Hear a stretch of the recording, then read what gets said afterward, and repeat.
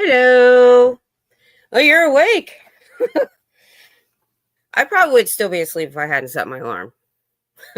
I didn't fall asleep until like 10:30, and I set my alarm for 1:15, and 1:30. Finally got up at 1:30. I haven't been awake very long.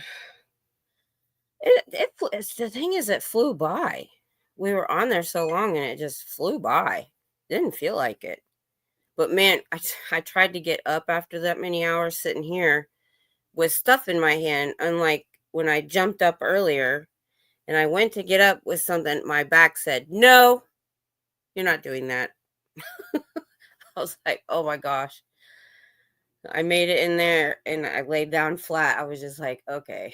I sat up straight too long. So I'm going to be reading kind of fast this time because I just sat here and went through this chapter. And holy moly, we thought that one chapter was long. This is the one chapter now we're in. And it's, I think I guesstimated. Let's see. I got to add it again. I forgot what I came up with. So page 367 to 396. No, nope, that's not right either. That's not, nope. It was longer than that. Hold on. Okay, I'm sorry. This much. 367 to 418. So 33 plus 18, 43, 51 pages. Yeah. Hi, Irish. Oh, you're here too. Did you get a nap? Or we were just up early?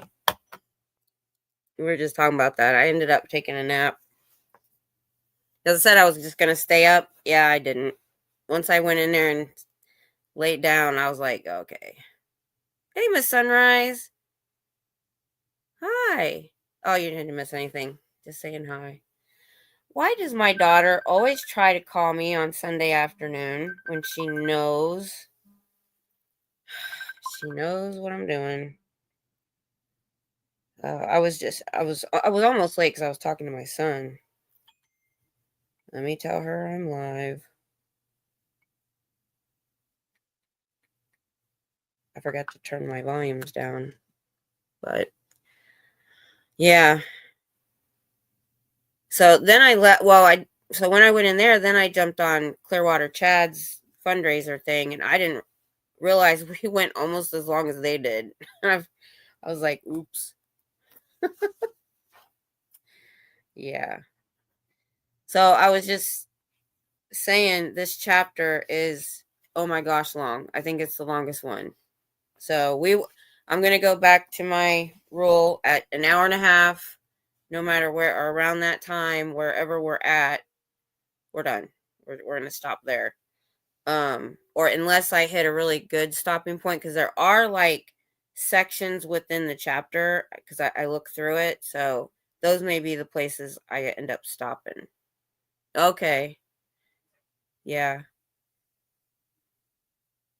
Yeah, I got on there when Brian was still on and Sin was still on, and so I went and tried to donate while I was listening to the stream, and I put in all my information, and it kept telling me my phone number was invalid. I tried my husband's phone number. And I've had the same phone number for I don't know how many years, because I brought it over from the last carrier. I'm like, and it kept saying my phone number was invalid, so I couldn't donate.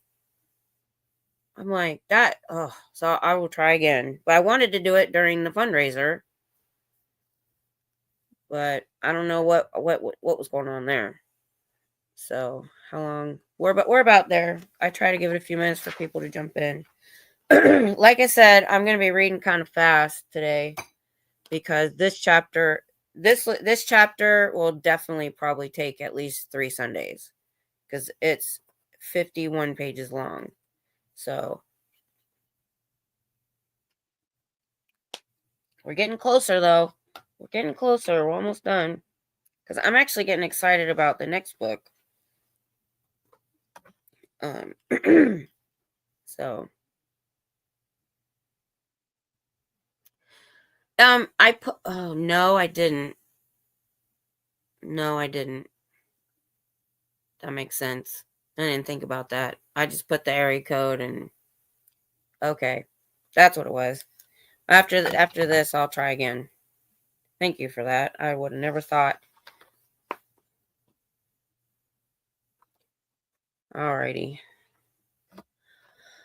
Oh, here we go. So this is Mechanisms and Aspects of Therapy, Part 1. And it's long. And then there's a Part 2.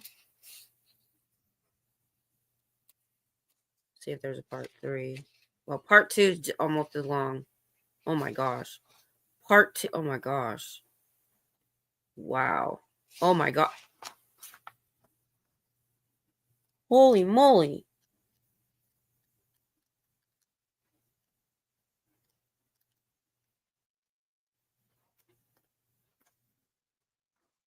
Oh my gosh. This is part 2 of this chapter. You can see that. To get it in front of the 421 to 528. It's 100 pages. So, oh my gosh. That will definitely get broke up. I don't know what, he must be getting long-winded here at the end. Because after part 2, there's not that much left.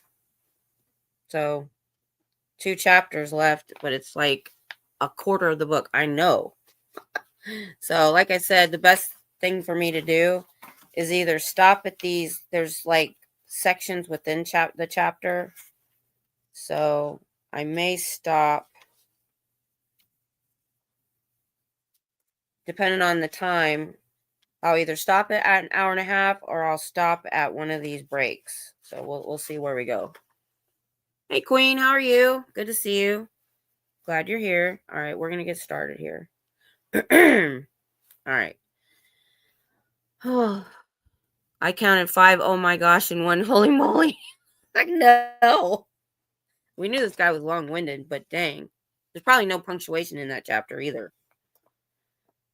Because sometimes that's why you'll hear me hesitate, because I think we're coming to a period, and as I get there, because it's kind of small, it's small print, and I think it's going to be a period, then I realize it's a comma and I need to keep going. This is why it sounds funny. Okay. So the mechanisms and aspects of therapy, part 1. And what, oh man, maybe I should have read through this. Because these are a case entrance. So, and then the first section is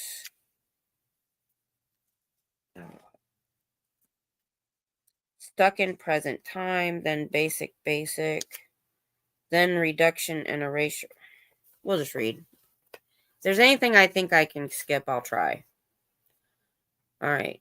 The case entrance. Every case presents a new problem of entrance. No 2 human beings are exactly alike, and no 2 cases will follow the exact pattern. However, this presents no problem to Dianetics since the mechanics are always the same. There are 3 case classifications: the sonic recall, the non-sonic recall, and the imaginary recall, what auditors call a dub-in recall. Yeah, for real. In the sonic recall, the entrance is very easy, but in all cases, the basic procedure is the same. Put the patient in reverie, which we know is kind of a trance or hypnotic state, and don't worry too much if he doesn't go into a very deep reverie, because reverie only serves to fix his attention on himself and the auditor, and you can at least accomplish that. Install a canceller, return him to childhood to pick up a pleasant incident, and then find a minor pain incident, such as a slap in the face. Run him through this a few times just to let him get the idea. If he doesn't respond well, put him into yesterday and let him ride to work and ask him about sounds and sights. Then send him to childhood again.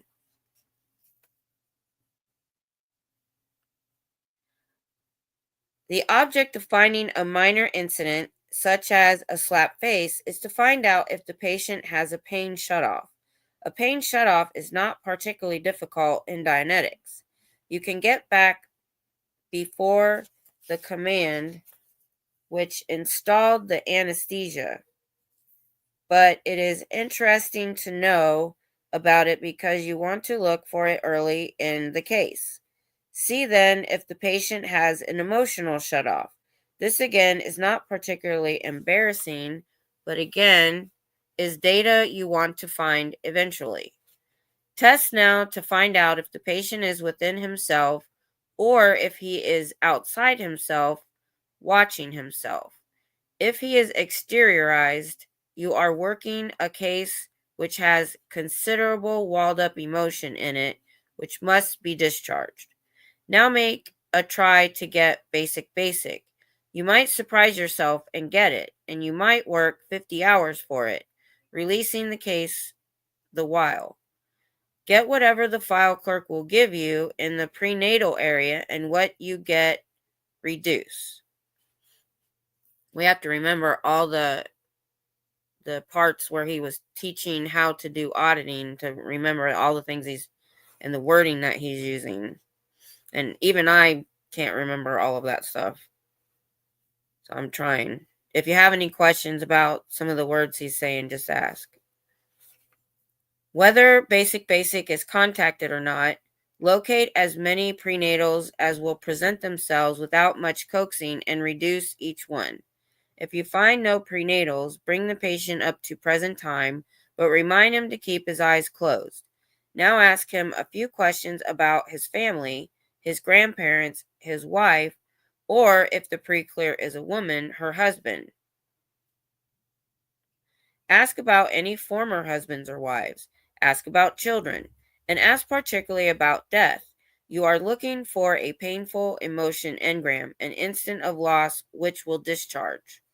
Finding out about one, even if it is just the death of a favorite dog, return the pre-clear to it and run it from the first moment he hears the news of it and for the ensuing few minutes of it. Then start again. Reduce the moment as an engram. You want an emotional discharge. Run it several times. If you don't get a discharge, find some other moment of loss, some failure, something, anything which will discharge, but do it all quietly as if with sympathy.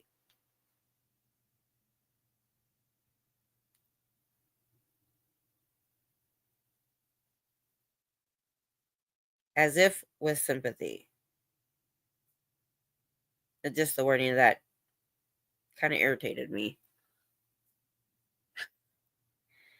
Lacking any success, start in repeater technique, never for a moment giving any intelligence that you are anything but calmly concerned for his welfare, even if some of his gyrations worry you. Try such phrases as poor little blank, using his or her childhood name. When the pre-clear has repeated this several times, the auditor at the same time stating that somatic strip will return to any incident containing the phrase to assist.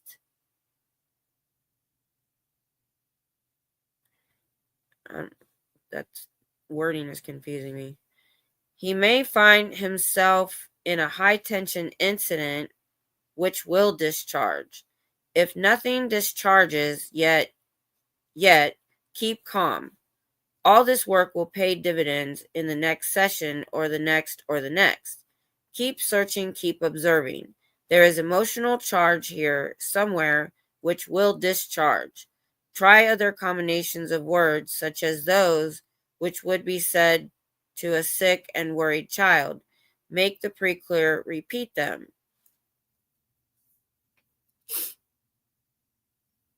Oh, I do sometimes get a headache. Hey, MD Media. Thank you. Oh, nice. Thank you. Okay.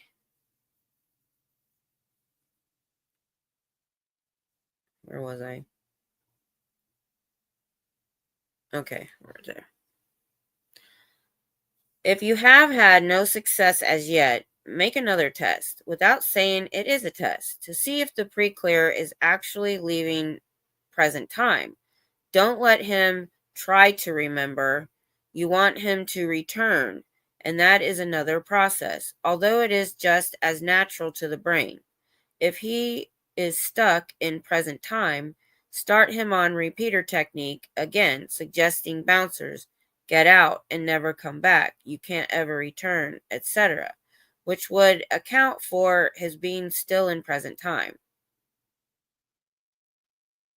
If he is not returning after some of this, start in with holder phrases, I'm stuck, don't move, and so forth.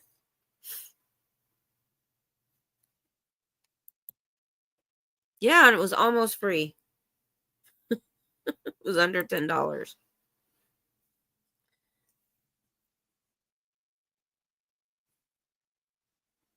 Stay calm, never appear anxious. If you get neither a discharge nor an engram with repeater technique in this first session, and if you get no motion on the track, read this manual again and try your patient not later than 3 days after this first session.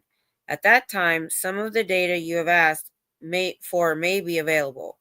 Ordinarily, however, you will receive either a prenatal or a discharge, and if you get a discharge, then ask the somatic strip to go back for the prenatal it was sitting on. Reduce everything you can find.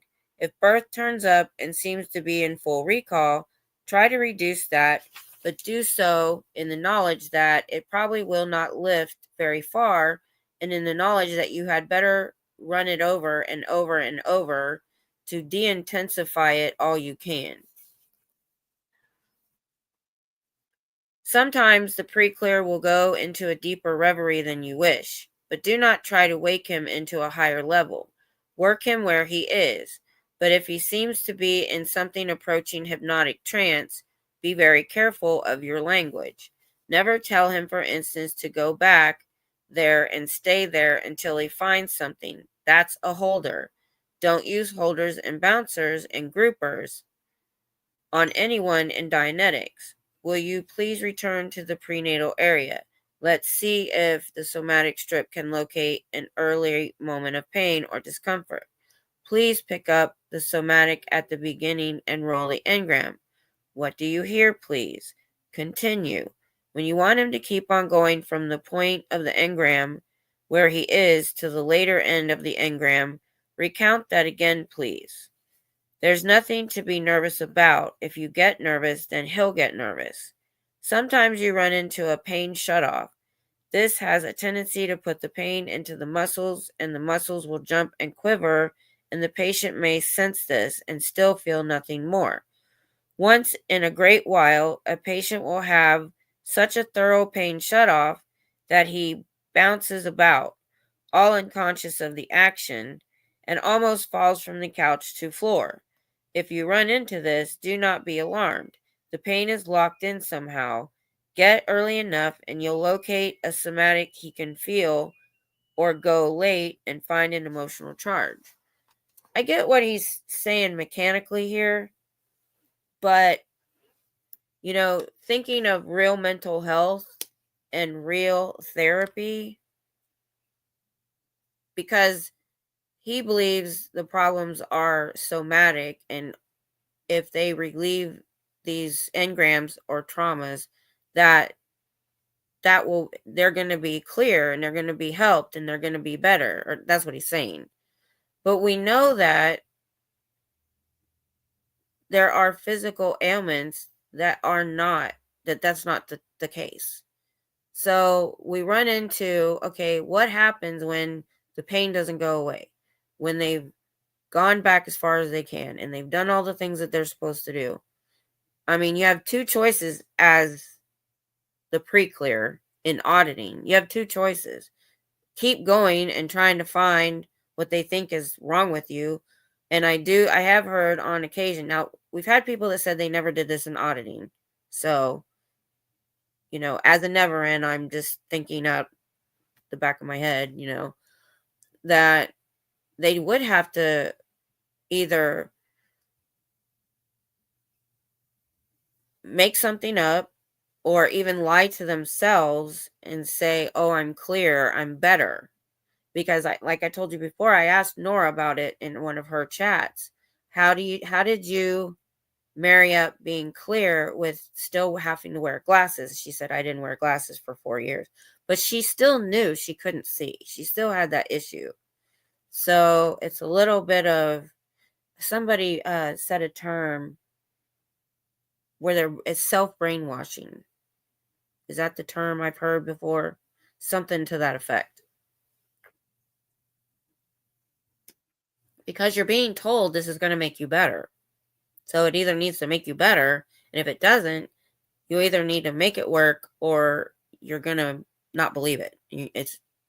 And you're not going to be one. I think you know what I'm trying to say. I just can't think of the words right now. It's in my brain, but I can't get it out. So, self brainwashing. Yeah, that's what I thought I heard. The word salad almost puts me into a hypnotic state. Does that count? Almost, but I got to be careful what I say to you while you're doing that. Snap out of it.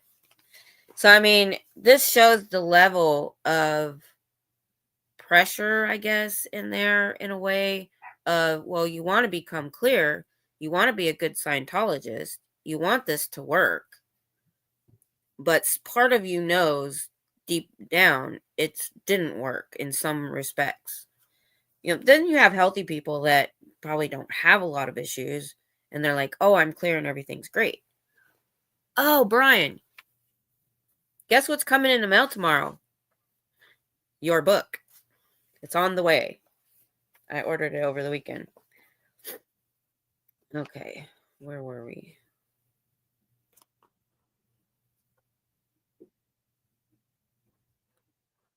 Yeah, I came in this morning when you guys were ending up the stream.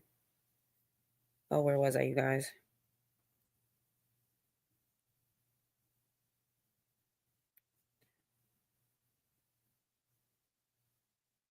Pain shut off.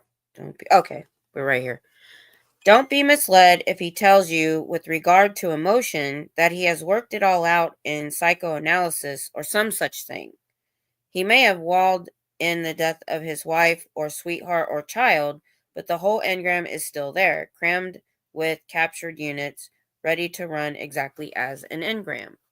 If you run into a heavy emotional charge, simply let the patient weep. Keep him at the business of running the engram in a soft, sympathetic voice. Have it recounted until there is no charge left in any of it, and then run him early into the prenatal area or early childhood to get a physical pain engram that must have been below that emotional charge and held it in place. The extravagance of emotional discharge is nothing to be alarmed about. Bringing the patient out of it and to present time suddenly would cause him unhappiness about it. Running the painful emotion engram will discharge in a few recountings. Sorrow, which society has believed could never be countered or relieved except by repression. Get the moment he first heard the news or observed the thing which made him feel so bad. Run it far enough from its beginning to make sure that you have the initial shock. A few minutes of engram time will do, and then get him to recount it again.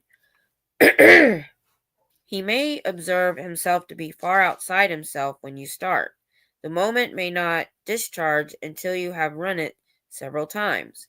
Remember, he is returned to the incident. He is not running it as a memory, a thing which would do no good whatever.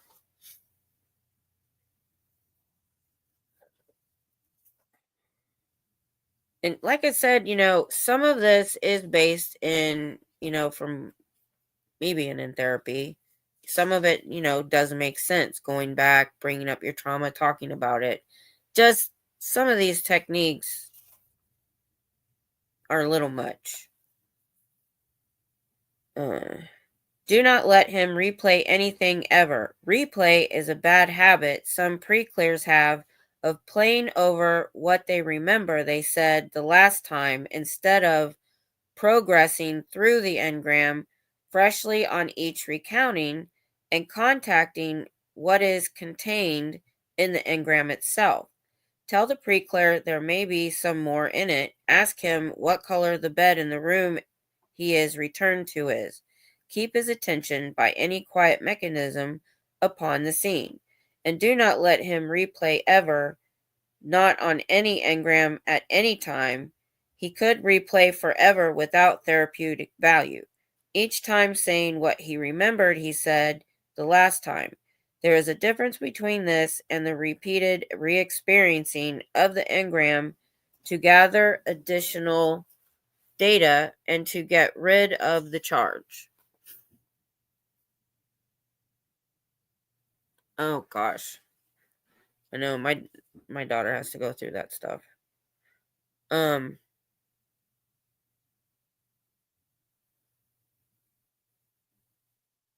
So and I kind of understand what he says about, getting rid of the charge, getting rid of the emotional charge. And, that's something that you do try to do in therapy. So, I mean, this guy knows quite a bit about therapy, but yet he says he totally hates psychiatry, but he knows an awful lot about it.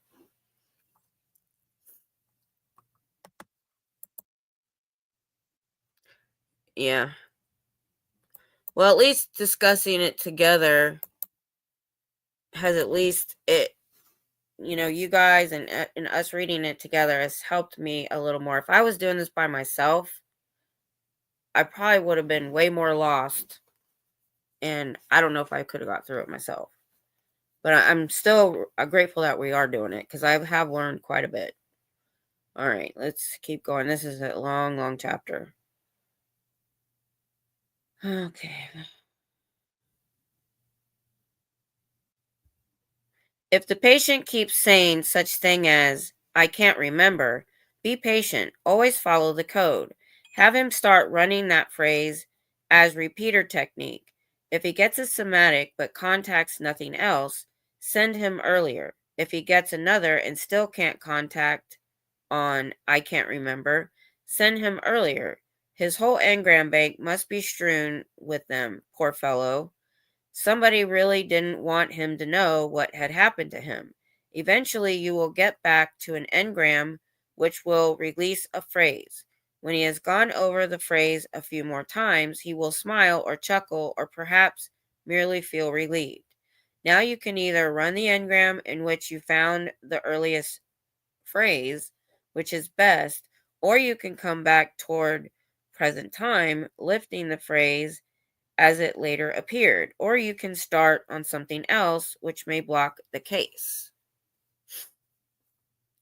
The goal and the whole goal is to place the standard bank in entire conscious reach of the individual by deleting A.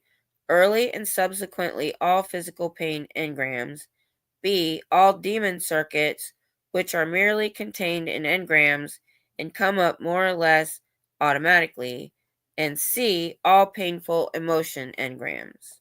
So, pretty much broken down any trauma you might have. The process of work is to get as early as you can, preferably prenatal and very early in that, and try to find and reduce an engram complete with all somatics, pain, and perceptics, words and other sensations. If you fail in this, you go late, any time from birth forward to present time, and find a moment of loss or threatened loss from which you can get an emotional charge. Then you go back early, and find the engram on which it rested. You try always until you are certain you have it. to get basic, the earliest engram. You reduce as many early engrams as you can find using the file clerk and repeater system, and when you seem to run out of material, you go later into life and try to find another emotional charge. So, my thought here is, as I was reading, was what if you don't have a lot of childhood trauma? What if your life was pretty normal? You had good parents? I would love to know. It might be hard, to find anybody like that. But, if you go in there and you don't have those things in early childhood, they make it sound like, yes, you do, everybody does, and they're going to find it. But I don't know. There are a few people in the world that had good childhoods and didn't go through a lot of trauma. I know they do exist somewhere. Not a lot. So it's just a curious thought. The physically painful engrams cover up later emotional charges. Emotional charges cover up physically painful engrams. Back and forth, run as much as you can get early. When it seems to be running out or getting too unemotional, get some later material. This is the way you work a case, no matter what kind of case it is, no matter what the state of its recall, no matter if the case is normal, psychotic, or neurotic, or what. This is the way. So there's a list. These are the tools. 1. Reverie or fixed attention if you cannot get reverie. 2. Return. 3. Repeater technique. 4. A knowledge of bouncers, holders, groupers, misdirectors, and deniers. 5. A knowledge of the painful emotion engram. 6. The reduction or the erasure. 7. The flash answer. 8. The valence shift, which is a personality shift. This is all you need to do. 1. Keep the patient mobile, able to move on the track.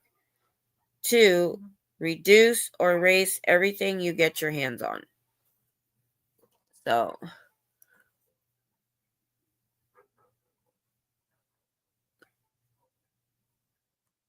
oh yeah. Oh yeah. He definitely does. Yeah, I haven't either, Brian. So, that's the thing. He had some definitions down here at the bottom. Flash answer, the first thing which comes into a person's head when a question is asked. And valence shift, getting the pre-clear moving around from one balance to the other.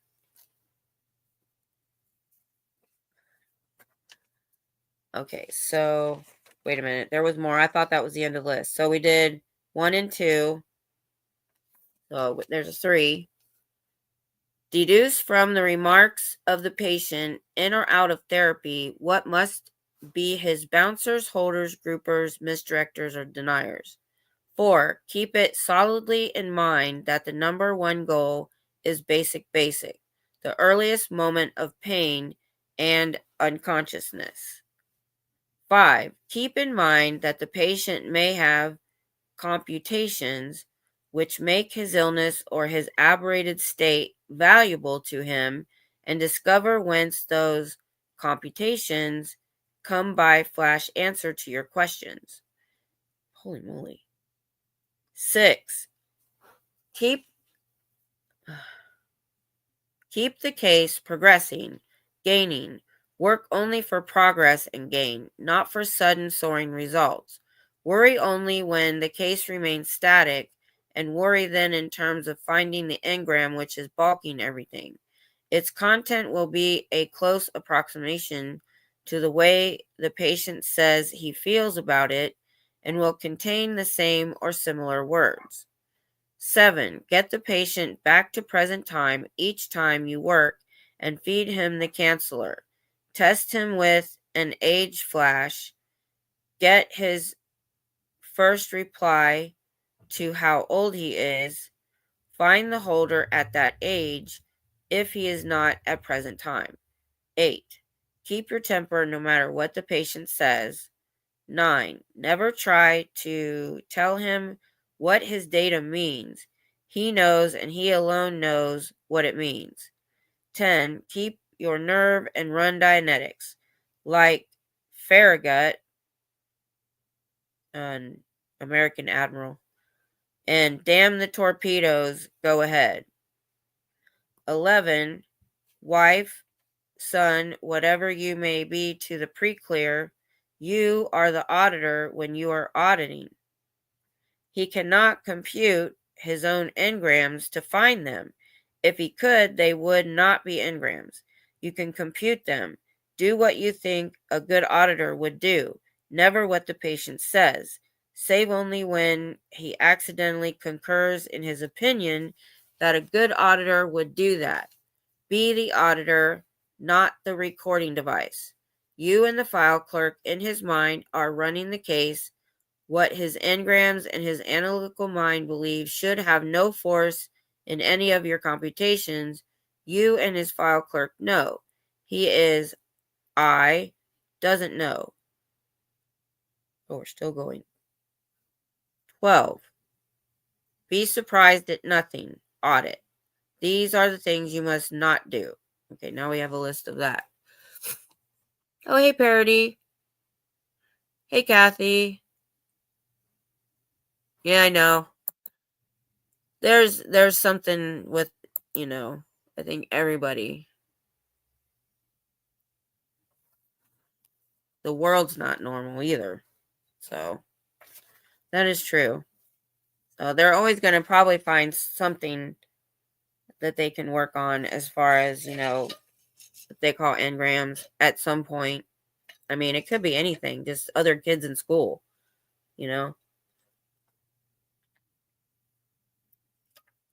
Kids can be vicious. All right. We have another list. So, these are the things you must not do. 1. Dilute Dianetics with some practice or belief of yesteryear. You will only slow or sidetrack a case.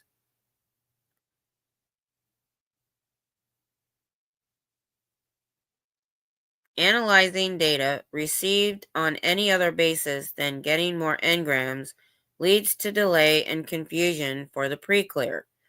It is a temptation to use this material for other reasons than getting engrams if one has been trained in another field than Dianetics. Yielding to that temptation before one knows how Dianetics works is a very unfair test of Dianetics. Completely aside from the way it snarls a case, the temptation is great because with Dianetics you get such a wealth of data.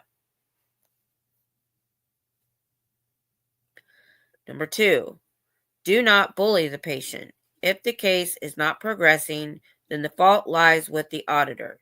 Do not surrender to an old practice of getting mad at a patient just because he doesn't get well. You may be sure the engram you have just reduced out of his reactive engram bank is the reason he won't take baths. But if he still refuses to bathe, be certain there is an earlier reason. His examples are sometimes interesting. 3. Don't assume grandly that you have a different case just because it doesn't resolve swiftly. They are all different cases. 4. Don't run for help to somebody who does not know Dianetics if your nerve fails you. The reason the case did not progress or became involved is right there. Your nerve failed you. Only Dianetics can work a problem in Dianetics. 5. Do not listen to a patient's complaints as complaints. Use them as data to get engrams. 6. Do not suppose that just because you cannot reach prenatal engrams in a case that they are not there. There are scores and scores of them in every case. And see, we talked about that before. I mean, I get we all have trauma, but he thinks everybody has trauma from when they were in the womb. And that's the part where he goes a bit too far, I think. To be blaming things that happened to you while you were in the womb that your parents did, and that's just a bit, I think, too far. I just can't wrap my head around it. There are scores and scores of them in every case. Remember that an engram isn't a memory. It has to be developed to become within recall. There is no human being walking on earth today who does not have a plenitude of prenatals. See what I mean? Not one person who does not have a plenitude of prenatals. Yeah, he took everything too far. I know. And that's where I think if he would have held back a little with some of this, I'm marking that section right there. Because, wow. Ooh, this pen is dead.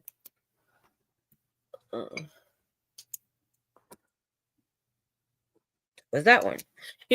Tom, my husband, just picked up all these pens around the house and put them in my cup, and none of them work. I have refills for that one. There's another one. Let's see if that one works. Oh, that one works. All right, we're good. All right. Yeah, that's the thing. Like I've said a couple times, because I don't know if you've all have heard it. Some of you are in here and some aren't sometimes. And I've said there are parts of this book that could truly help people.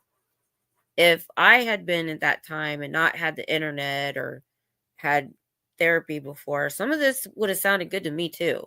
And had he just not gone so far with it and stuck with actually trying to help people and stayed with Dianetics, he actually would have probably had something that had some redeeming qualities.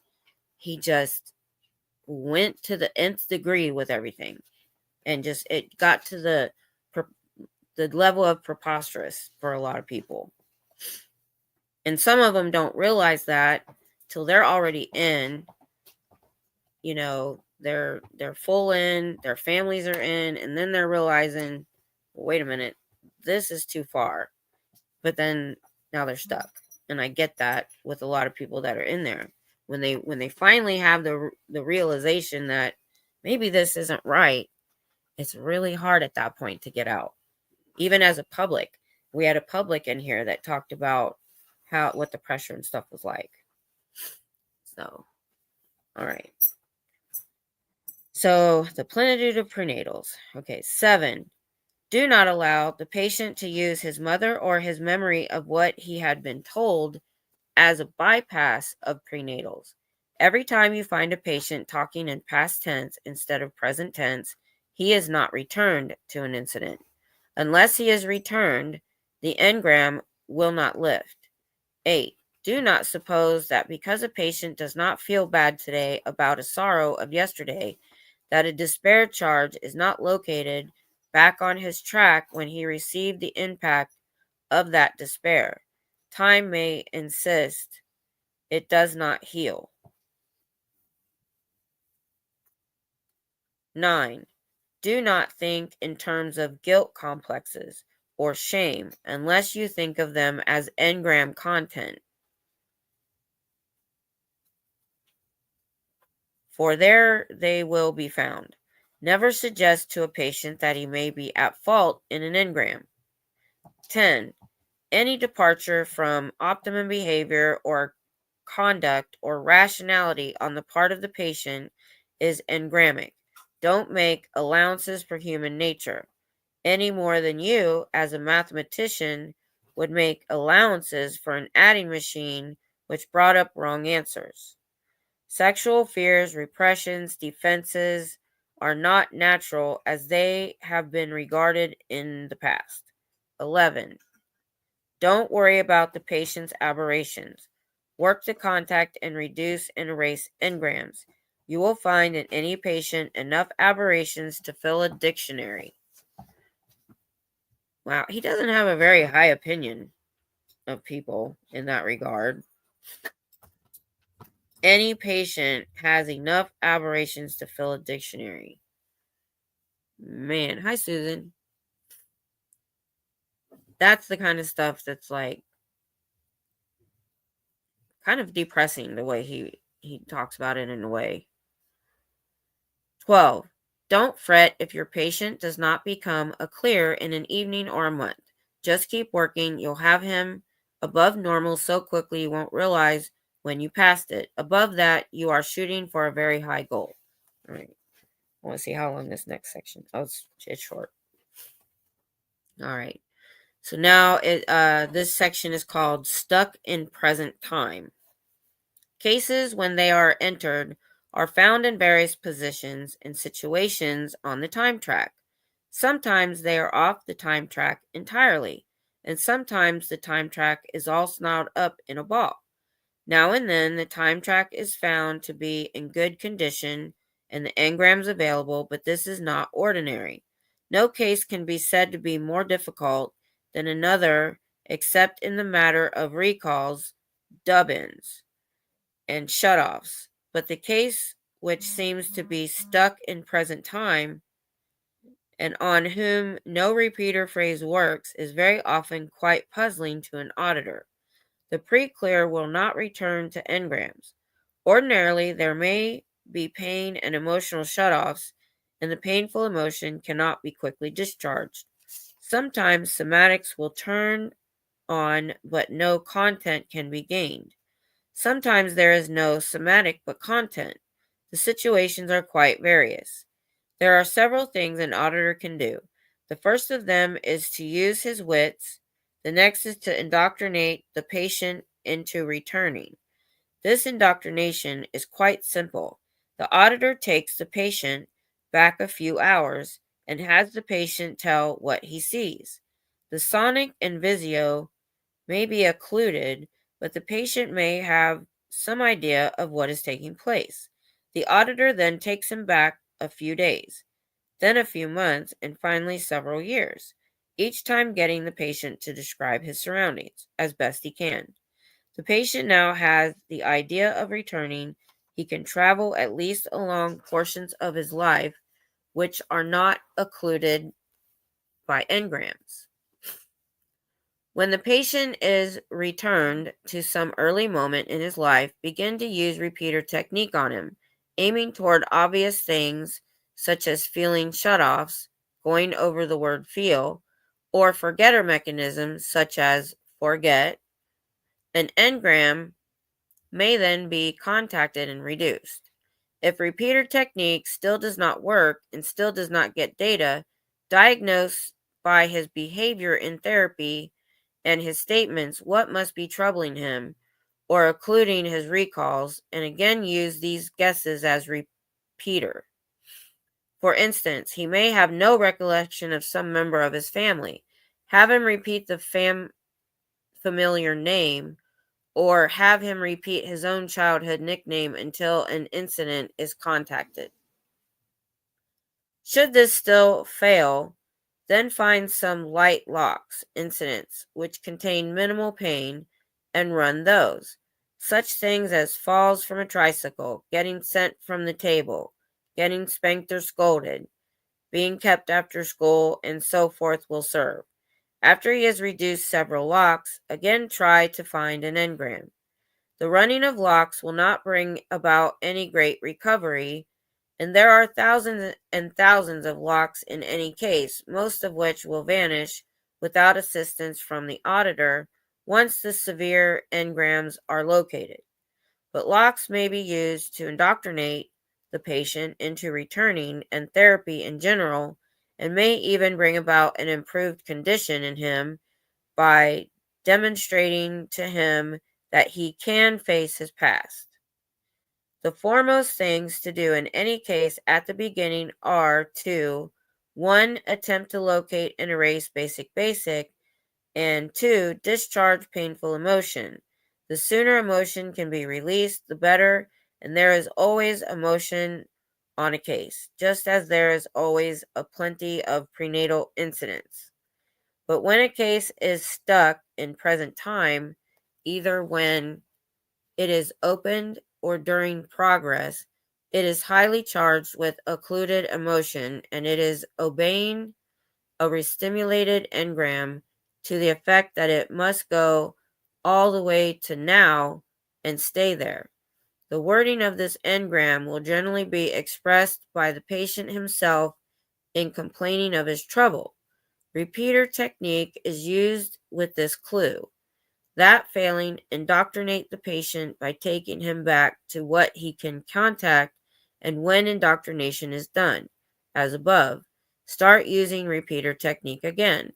There is one motto which applies to all therapy. If you keep asking for it, you'll get it. Any and all engrams surrender on the basis of returning the patient to the area time and again, session after session. The engram bank may be bulky, but enough asking will bring forth any data in it sooner or later. Just keep asking, keep the routine of therapy running.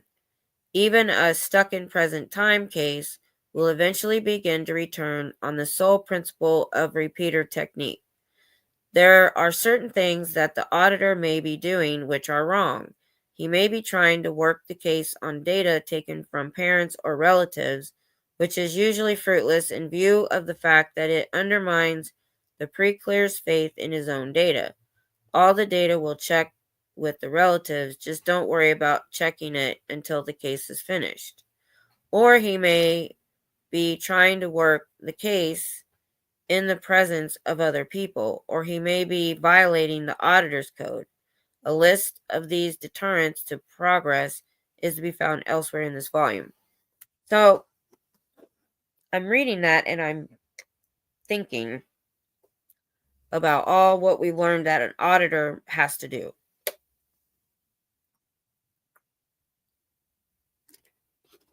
And then just a couple paragraphs ago, I remembered they had 12 and 13 and 14-year-olds training to be auditors and being auditors and having to do this. And I'm just, I was picturing it, but I don't know how to explain what I wanted to say. It's just the amount of pressure and to get this right and do it correctly. I couldn't imagine being middle school or high school age and having somebody's whole life or trauma or what they call, engrams in my hands, I guess is what I'm trying to get at. Because they say often through this book, if auditing is not working, it is the auditor's fault. And there's all these different ways to try to go about working this program. And I just couldn't imagine being 14, 15, 16 years old, literally being a psychiatrist or a therapist to an adult. But even more so, the pressure of, you can't get this wrong.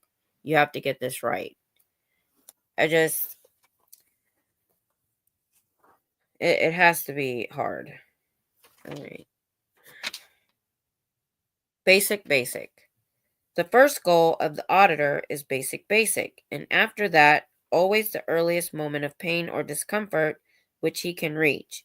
He may have to go late for emotional charges, and these themselves may be physically painful. Emotion may bar the patient from basic, but always that first turnoff of the analyzer, the brain, is important, and when it is gained, subsequent engrams are much more easily reduced.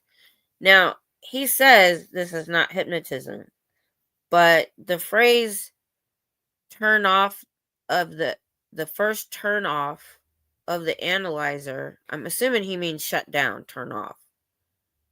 He talked about that earlier, that when part of your brain shuts down, you're more easily controlled. So even though he says this is not hypnotism, it is. That's what they're trying for. In many ways. So I just thought that was an interesting sentence. So, but always that first turnoff of the analyzer is important, and when it is gained, subsequent engrams are much more easily reduced. Basic is the vital target for two reasons. One, it contains an analyzer shutoff, which itself is restimulated every time a new engram is received. The common denominator of all engrams is analyzer shutoff. Turn it on the first time it was shut off, and a vast improvement takes place in the case. For thereafter, analyzer shutoff is not as deep. 2. An erasure, which is to say, an apparent removal of the engram from the files of the engram bank and refiling in the standard bank as memory of basic widens the track beyond it markedly and brings many new engrams into view. Basic is occasionally found weeks before mother's first missed period, which would place it much earlier than any examination for pregnancy or attempted, what he's always talking about. Sometimes in a non-sonic case, sonic is discoverable in basic, but far from always. Yeah, because you don't have ears when you're that small.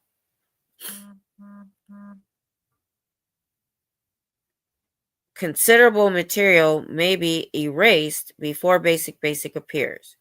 Sometimes basic gets erased without either the auditor or the pre-clear knowing that it has been reached. Basic being merely another engram in the basic area. Sometimes much painful emotion must be discharged in the later life areas before basic discloses itself. Always, however, basic is the target. Until he has a good idea that he has reached it, the auditor once every session makes an effort to get it. Therefore, he tries to get the earliest moment of pain or discomfort he can reach every session. If he can reach nothing early, he seeks to discharge a late emotional engram. When it is completely discharged, reduced, or erased as an engram, then he goes down into the earliest material the file clerk will give him. Whatever comes up, the auditor seeks to take all the charge out of it, whether that charge is pain or emotion, before he proceeds on his way to new material. This is done merely by returning the patient back over the incident many times until it no longer affects him either painfully or emotionally, or until it seems to vanish. Okay.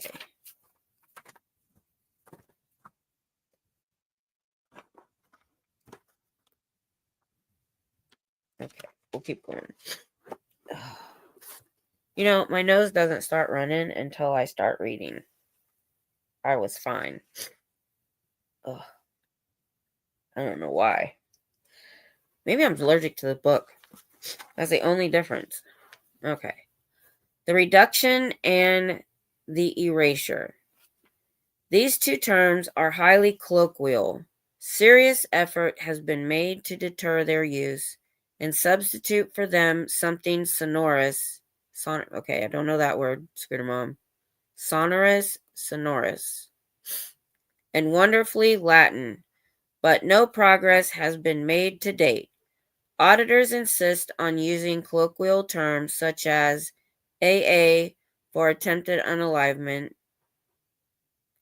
louse up for engrams which seriously aberrate, aberree for a person not released or cleared, zombie for an electric shock or neurosurgical case, and so forth.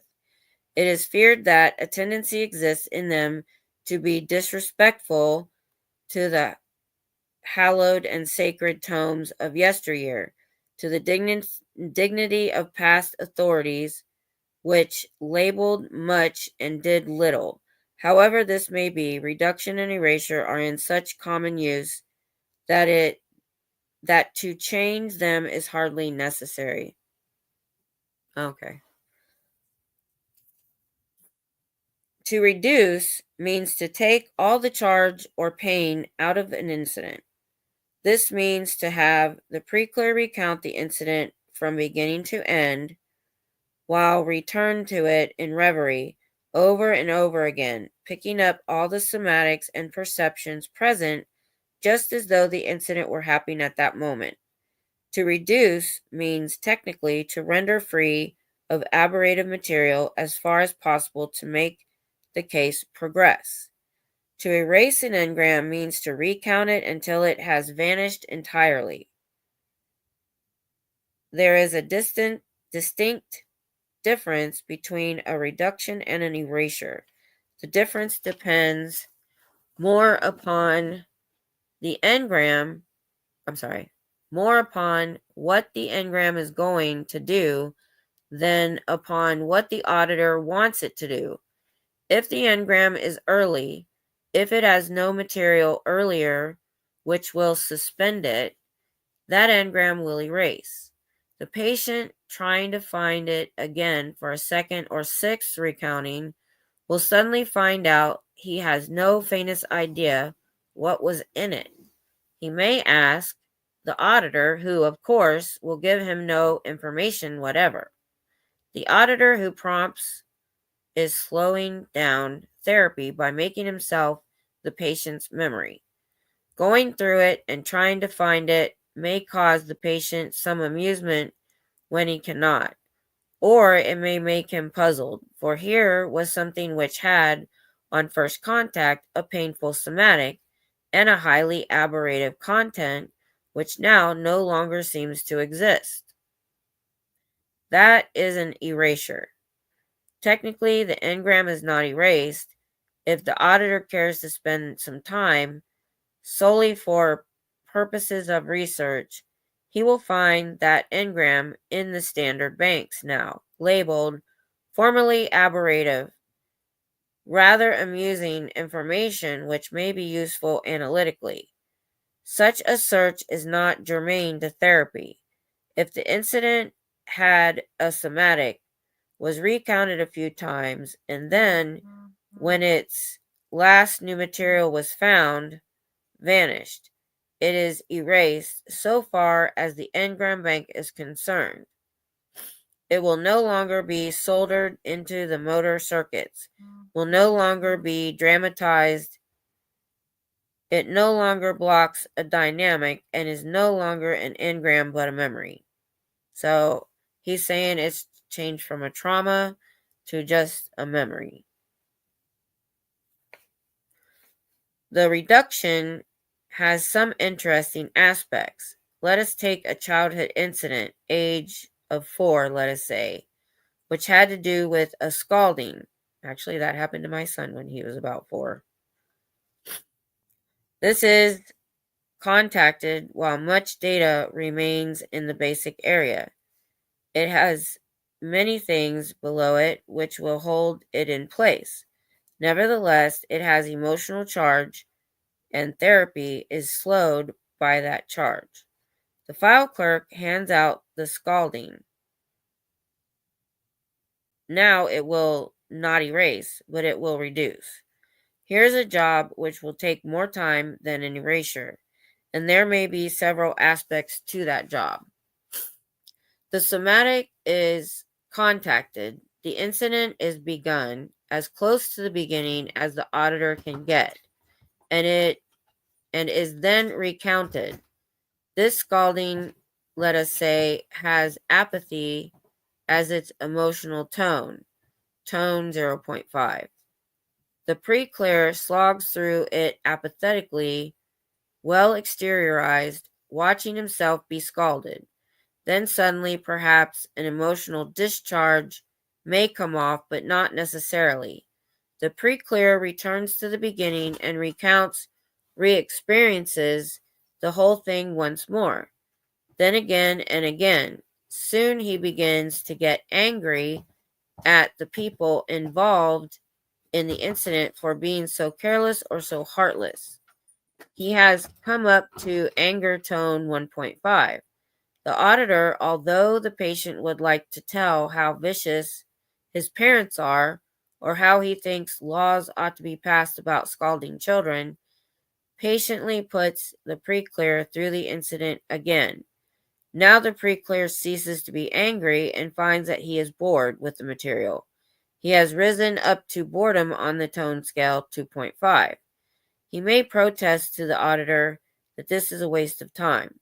The auditor puts him back through the incident again. New data may show up. The somatic may or may not be still present at this period, but the emotional tone is still low. The auditor puts the pre-clear through the incident again, and the pre-clear may, but not always, begin to be sarcastic or facetious. The incident is again recounted. Suddenly, the pre-clear may be amused about it, but not always. And the incident, when it obviously has reached a high tone, may be left. It will probably sag in a few days, but that is a matter of no great importance, for it will be erased wholly on the return from basic. In any case, it will never be as aberrative as it was before the reduction. Scalding, um, like in it was that's he spelled it with an A.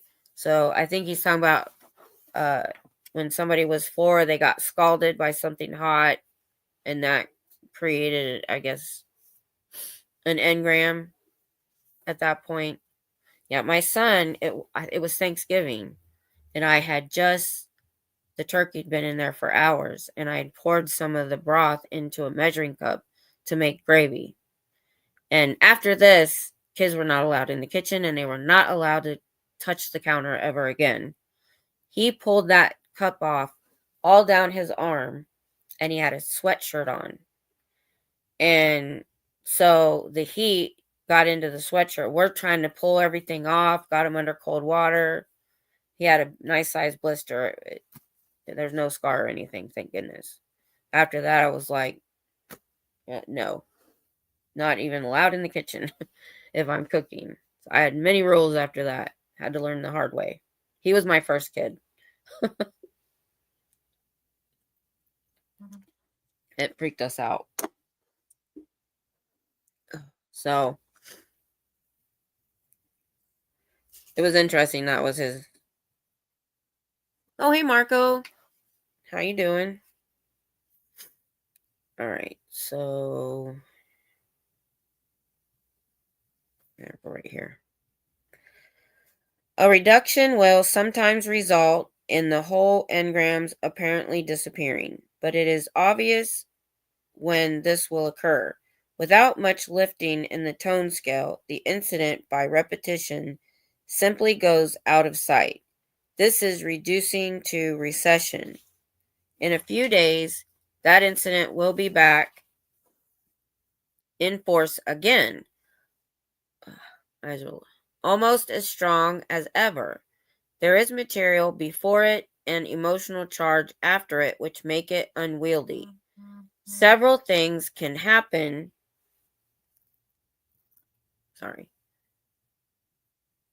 Then to an engram in the process of work. It can reduce, which is to say, discharge emotionally and somatically, and be of no great aberrative power thereafter. It can reduce to recession, which is to say, it merely goes out of sight after several recountings. It can erase, which is to say, vanish, and cease to be thereafter, so far as the engram bank is concerned. A little experience will tell an auditor what engrams are going to do after he has contacted them. Erasure takes place ordinarily only after basic has been reached, or, for that matter, when the basic area is being worked. The reduction to recession happens when there is too much in the engram bank suppressing the incident.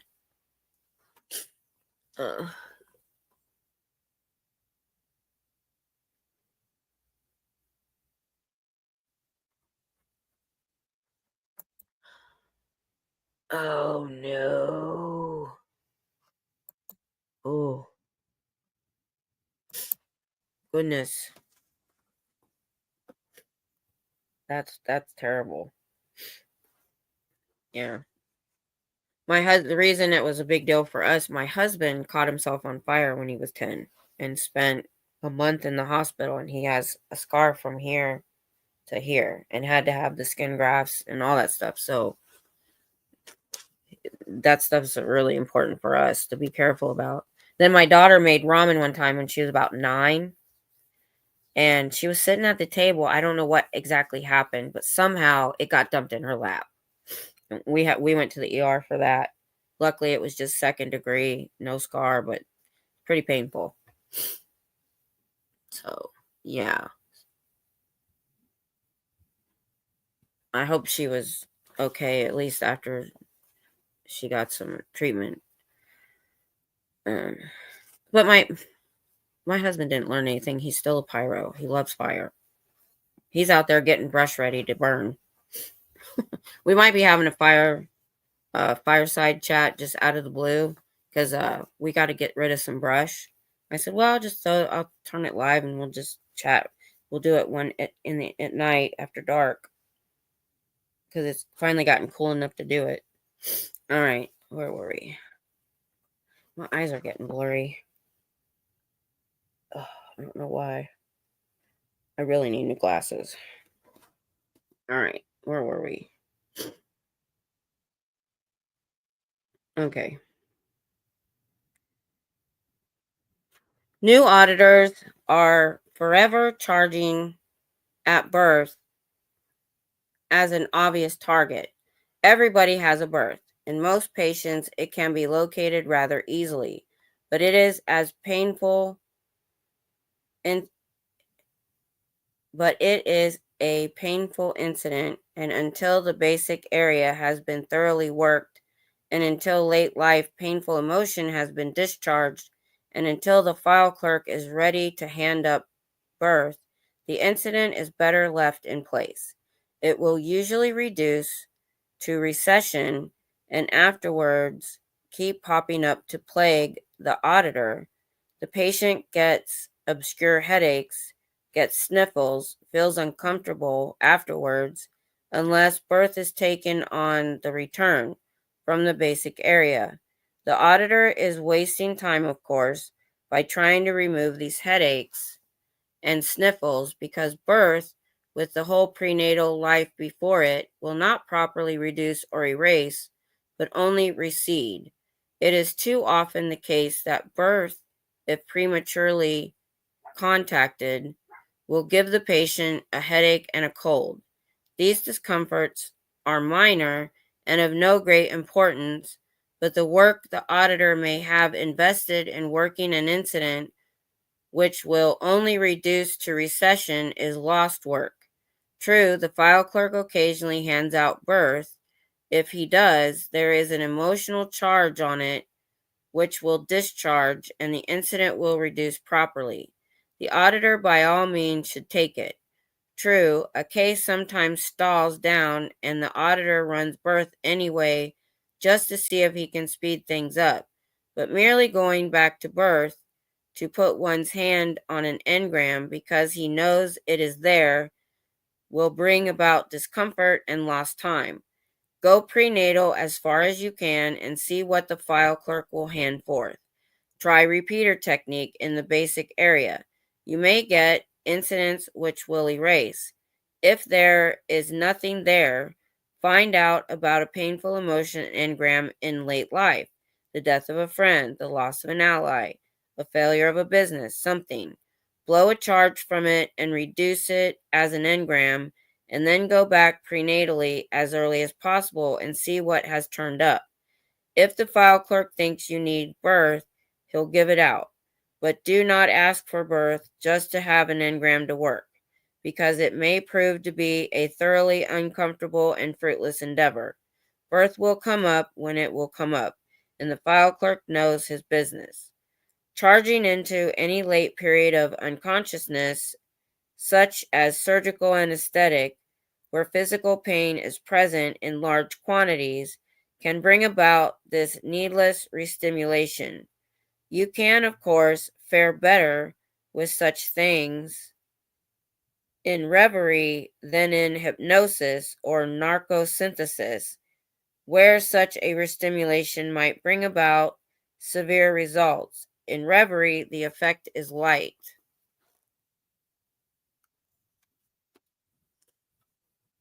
I'm going to end there because it starts a new section of this chapter, so I think that might be a good stopping point. But he's going on and on and on again about, I still have a hard time wrapping my head around. I would love to, the prenatal engrams. I would love to know if there's actually been studies on that. But I don't know a lot of people that can vividly even remember like when they were 2 or 3 years old.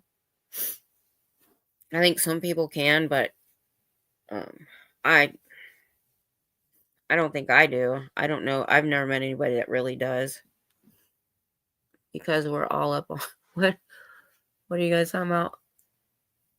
All night, yeah. I know. So, that was mostly just the mechanics of reducing and discharging the engrams or the traumas that they're trying to get at. It's just mainly oh yeah, could be that. You're right. Could be that.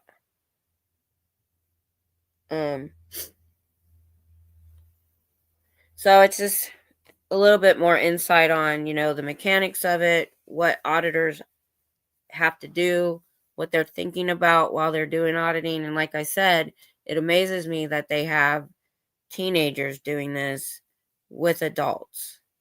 You can imagine the things that can come up in an auditing with painful engrams. Hey, AA, how you doing? So we just read pretty much some mechanics on what an auditor does about reducing and erasing engrams and how they go about it. And I was just thinking, went down a whole list of stuff to do and not to do, and reiterating that if auditing isn't going well, it's the auditor's fault. And I just couldn't wrap my head around, somebody we know as early as, maybe 14 is being an auditor to someone else. That is a heavy weight and pressure that it has to be to get it right. I couldn't imagine how stressful that could be. I only remember one partial event from my early childhood. Switch glasses. As a 4-year-old getting in trouble at school, watching the big boys playing soccer and refusing to go back to class after the lunch bell rang. Everybody was up last night. My ethics officer was younger than me.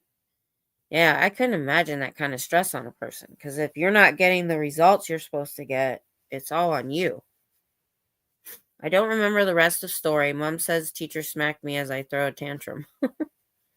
That's pretty good. You remember something that early. But, they're talking about remembering to birth and before. And like I said, I would love, I might do a little quick search to see if that's actually been studied. I'd be curious to what the findings are. I think I might check that out since he talks about it so much. Yeah. I could barely stand up straight when I got up after 7 hours. It was fun. I mean, it didn't even feel like it that long. It really didn't. So I remember in the womb and before. See, that's interesting but I have reasons why I don't remember my childhood. There's obvious reasons. So I can see why they're trying to bring these memories out, because it is trauma. That's why I don't have memories as a kid. So I'm going off just my own experience. There might be a lot of people that remember everything. I don't know. And I remember snippets, but only anything like with other people in my life, not my mother. And I can remember. Nope, I did have a memory. I brought it up to my mom once, or maybe it was my dad. I don't remember. And I said, I remember, because they got divorced when I was 2.5. I remembered a television exploding. And my mom was shocked. She's like, "You remember that?" And I said, "Yeah, I didn't know if it was a dream or what." He's like, "Yeah, they were having a fight, and my dad threw something at the TV in those old 70s, early 70s TVs, and it went through broke the screen." I remember that vividly. I don't remember the argument. I only remembered the TV. 7 siblings, and we remember stories differently, and we'll argue over who's right. Yeah, I think as time goes on, they get a little more vague. Yes, I barely remember my child because it was not good. I would rather forget it. That's what my therapist said when we talked about it, and they said, I go, I don't remember, and I think it was my first one. He said that's because it was bad, and so I'm like, and this book has contradicted me about. I go, I don't want to remember it, and he's saying, well, if you don't remember it, it's still causing you problems. You need to.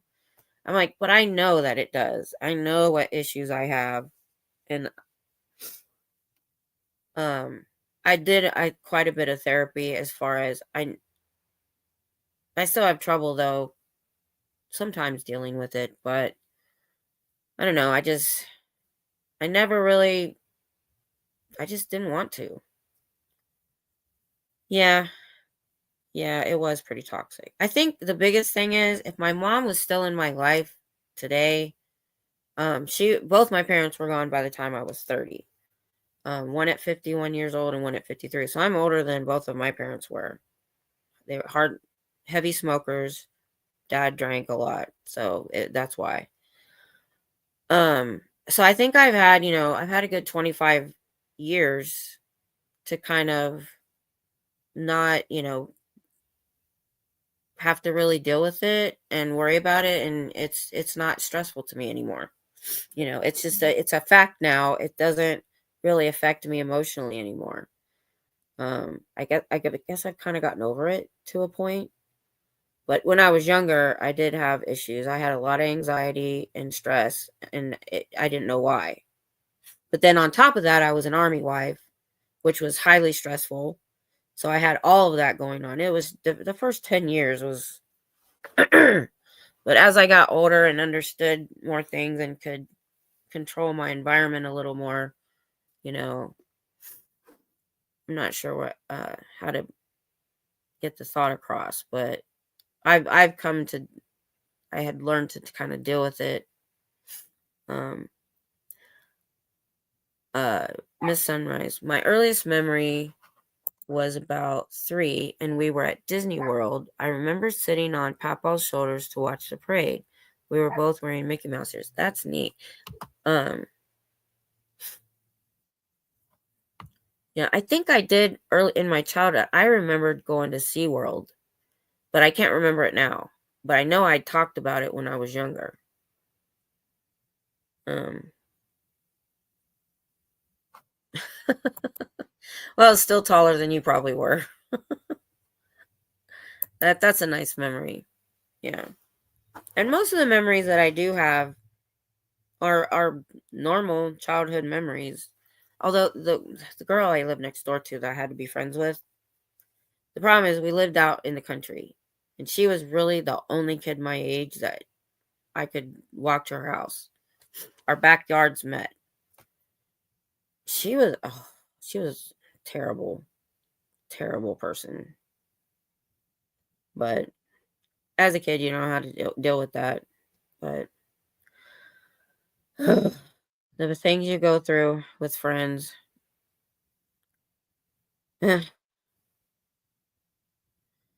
I am now AA. After 2010, I was hospitalized twice in the mental hospital. Once in 2013 And I can't remember the second, like 2015, because the stress and the depression over going from being a completely active, normal working human being to in bed. I mean, with literally overnight, that messes with you. So I've had therapy, I've had work, medication, I've gone through all of that stuff. So I just so it was difficult. I mean, I'm coming out of it and getting more active. I got my back better. I've got a purpose, which has helped a lot, a lot. So this last year has been completely different than the 13 before that. So you're seeing me getting better. So if you'd have met me 10 years ago, different story. Sometimes I was not a very happy person. I used to dream of going to Disneyland when a child. When I found out that it was people dressed up as Mickey Mouse and company, I was gutted. Oh no, that's terrible. Eh, at the time, yeah, but I mean, it's kind of over now. And like I said, I do kind of sometimes sit back and go, man, 13 years of my life was pretty much non-life. It does get to me every once in a while, but I pretty much tried to put it away and just be present in the here and now. So, but that's why I think I understand people that are in there that have gotten out. And we've talked about this on many different live streams and many chats. Many of us in the chats, I think the reason we can relate is because we've all been through some sort of trauma ourselves. And I honestly, it was this community that I'm able to talk about this. Well, I didn't really have anybody besides, I tried therapists before and I've had some really bad, I had one that would fall asleep on me. It's a very small area where we live. It's not a big city, so there's not a lot to choose from.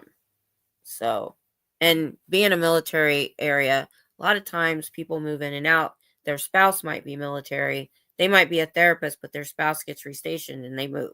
I've had a couple of good ones that left, and doctors. So, yeah, that would be fine. That'd be great. Thanks, AA. That other night, I actually did that night, the last time I think, um, I fell asleep with my glasses on with my tablet running. I never do that. I have to literally turn everything off, turn on this special music on my tablet, turn out all the lights, and get really work at going to sleep. My husband had to take my glasses off. I fell asleep. That was unusual. So, but yeah, this community really actually helped me understand what happened with my mom more than therapy ever did. Because a lot of those therapists were just, how does that make you feel? They didn't give me, oh, what was it? They gave my daughter coping skills. Almost none of them gave me coping skills. They just listened and that was it. And I'm like, I don't need that. I'm a talker. I have no problem talking about it. What I needed was coping skills, and I never really got those. Well, I did when I finally went in the hospital. But I mean, I've been dealing with generalized anxiety disorder. Was diagnosed in 98. I had my really only one really bad panic attack in 91. So that was the first time I started therapy. So it wasn't until 2013 when I spent a week in the hospital that I finally got some sort of coping skills and somebody that would actually have a conversation and try to help me. I even volunteered to stay 2 extra days because I have such issues with side effects on medication. I wanted to make sure the new medication really worked. I didn't want to leave, find out it wasn't working, and then try to get back in to get it switched. So me and the doctor, I stayed 2 more days just to make sure. And that was the best thing I ever did. And see, I could have never done that earlier because I would have been freaked out about missing work or the kids or whatever. But by then, I wasn't working, the kids were grown. So it was all around a good time and good thing that happened. So, um, mm, yeah,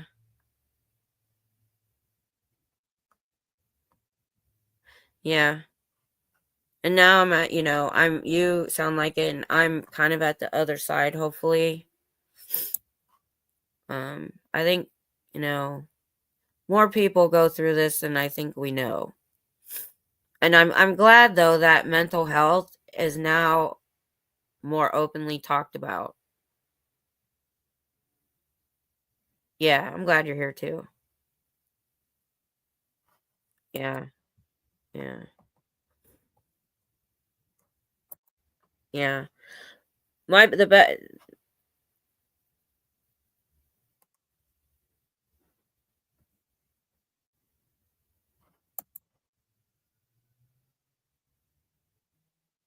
Oh my gosh. Yeah, my issues are medication related too. Um, that's a very long story. But yeah, um, I'm trying to think. In 91 they didn't put me on any meds. And what was weird is I had this panic attack. Nothing was going on. Nothing. I wasn't stressed out. I was in the middle of a mall with my son in a stroller, and just it hit me out of the blue. I never had one before, and I sat in J.C. Penney tennis shoe section for an hour because the drive home was so long, and I didn't, it was military. I was in California. We didn't have family, so I didn't have anybody I could call. And the people in that department were helping me. I mean, I got the tunnel vision. I thought I was going to die. And if I'd have been older, I would have been like, call 911 or something. But I didn't think of any of that kind of stuff. But because I didn't know what it was. And because back then you didn't have the internet unless you knew something about it. I didn't know what it was. It's that I had to be told what it was. And I've only had one other one that bad, and that's it. I've had a couple light ones, and they're not like a constant thing in my life. I can probably count on a couple hands how many times, but nothing was going on. And they say that's how it happens.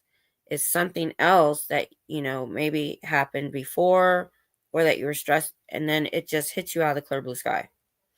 And that's what was the weirdest part.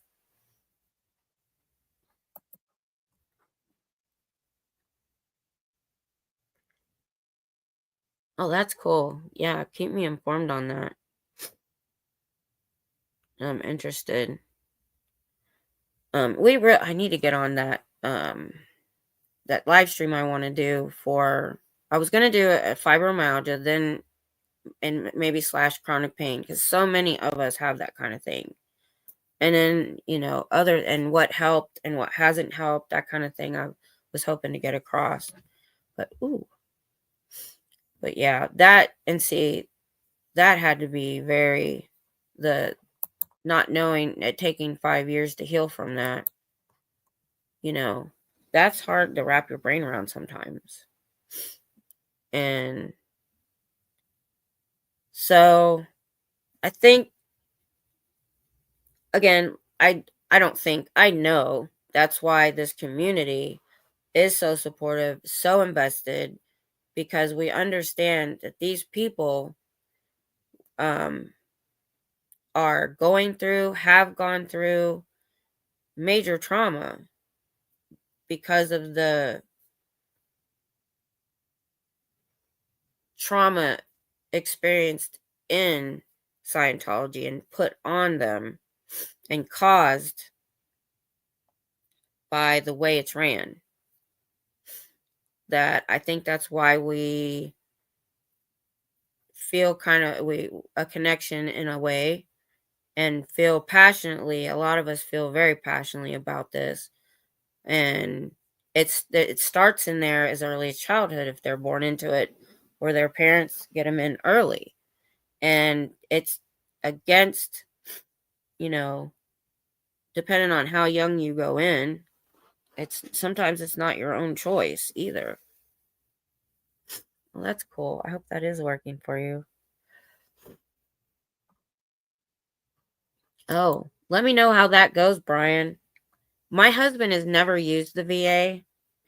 I'm about to drag him down there to get his VA card and get some, because we have, when he retired, we got the insurance. We've gone to either a specialist or to the army hospital for everything. Um, so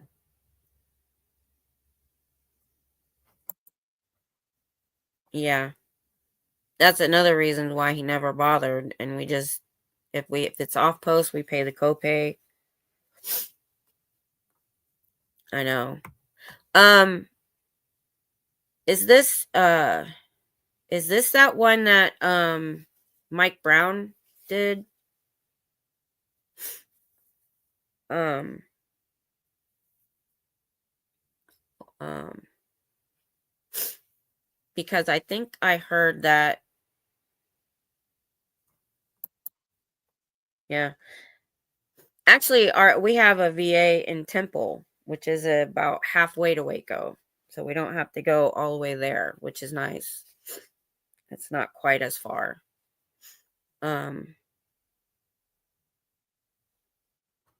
but yeah, I heard that there are foundations or something that might, okay. He went through a veterans group or charity or something that was helping to pay for it because it was still experimental. That's what I remember. I need to go back and watch, because he said he was going to film it, and I actually hadn't been over there since then. It's been a while.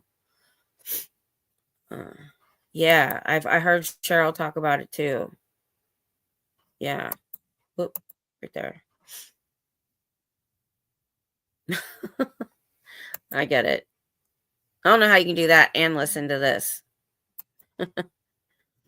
But yeah, if um if they won't do it, um see if you can find out how Mike got the funds covered. I hear it's expensive. So let me know how that works, because my husband, he's the one that needs that. The sympathetic nerve shot. He has had nightmares literally every night since 2007. No matter, they've tried all different kind of medications and stuff, and it doesn't work. So he'd be a really good candidate, I think. I took a Tylenol for you.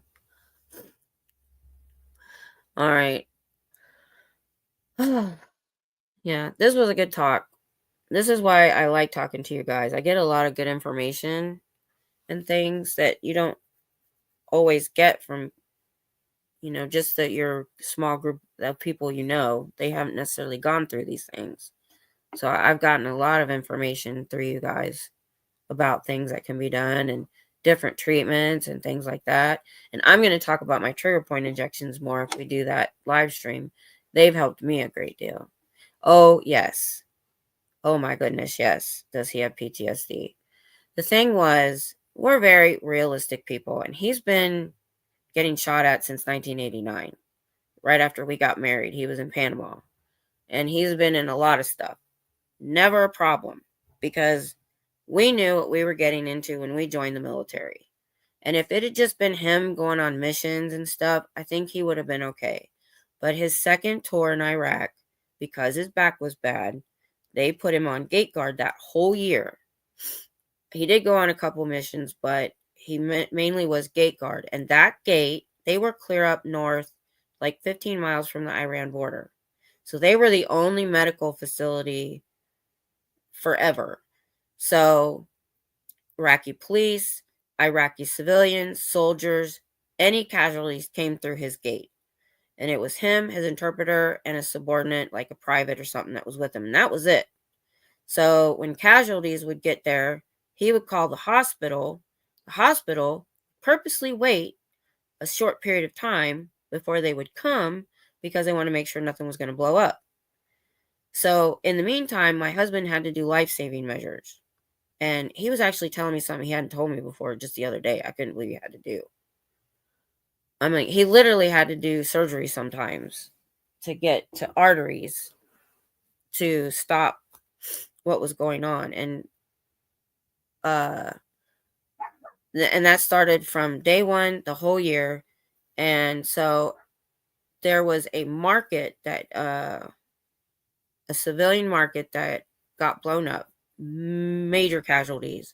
They all hit his gate, and he's literally having to decide who's going on the ambulance, who's not, and him trying to do as much as he can in, his little bit of combat medic training, which was a little bit.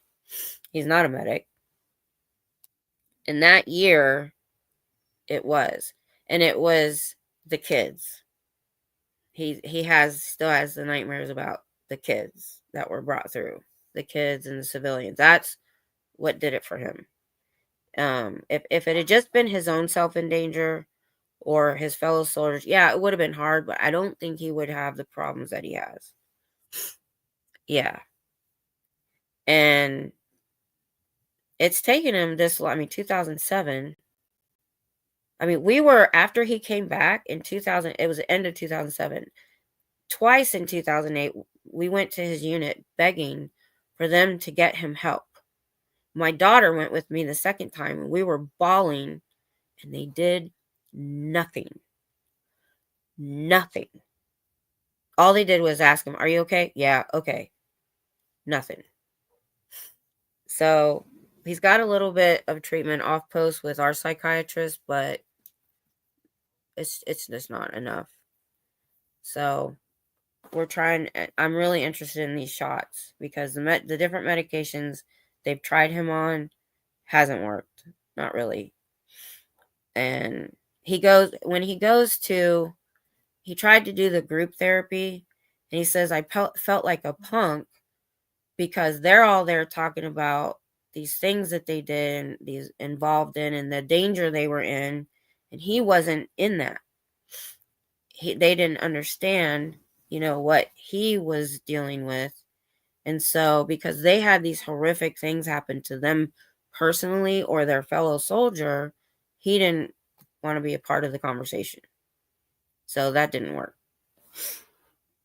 So we're still working on it. We're gonna go and get the VA card. I wanted to do it before I went back to work this week, so we might try to go do that tomorrow or the next day and see what kind of programs they have going at the VA. So yeah. So but yeah, he literally he makes noise in his sleep. I have to wake him up.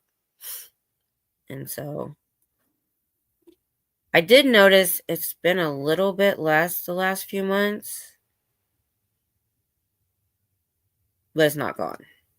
So but we're going on almost 18 years. Did I do the math right? Yeah. 2027, that'd be 20 years. And it's caused problems elsewhere too. The first few years, he was very angry. Very angry. And who was the one that was at fault? Me. Of course, because I'm the only one there. It took him a while to figure out.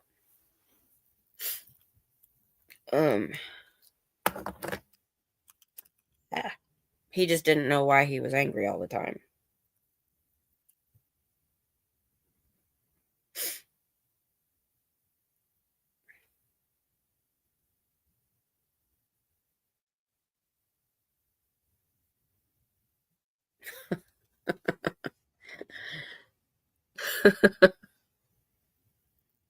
I see. Is it helping? All right. I need to go, you guys. Thanks for the conversation, though. It does help. It's nice to talk to you guys. And knowing we've all kind of dealt with similar things, I think is very helpful. Because like I've told you guys before, I don't have any friends anymore. I talk to you guys and that's it. And my husband and my kids. But they all know me, so they're not going to tell me much many new things. Thank you. Thank you. And you guys too. So, like I said, I'm hoping to be out again this week. I was supposed to be out last week. That didn't work out. I set my alarm because the kids are all moved away. I tried to get ready to go to Austin on Thursday. I set my alarm. I'm getting ready to go. My husband's like, "Where are you going?" I said, "To Austin." He said, "It's Thanksgiving." I said, "Oh no." So I reset my alarm for the next day. I got up. I'm getting ready to go. And he's like, "Where are you going?" I said, "To Austin." He's like, "It's Black Friday." I'm like, the traffic would be horrendous, especially to Austin. I'm like, oh my goodness. So he goes back to work this week, the end of this week. So after his off days. So we'll be back on a regular schedule. Oh, yes. Oh my goodness. Dentist tomorrow. Holy crap. Thank you. I'm putting that on my hand. Oh my gosh. I can't believe you had to remind me of that. I probably would have remembered. I've been trying to say it every day. Monday at 11. I'm putting 11 a.m. on my hand so I don't forget. Yeah, I need to get that crown put on. Thank goodness. Okay, thank you. Thank you, AA. All right, you guys. I'll see you guys later. Next week or during the week, whichever. We'll find each other in the chats. Y'all have a good week. Bye.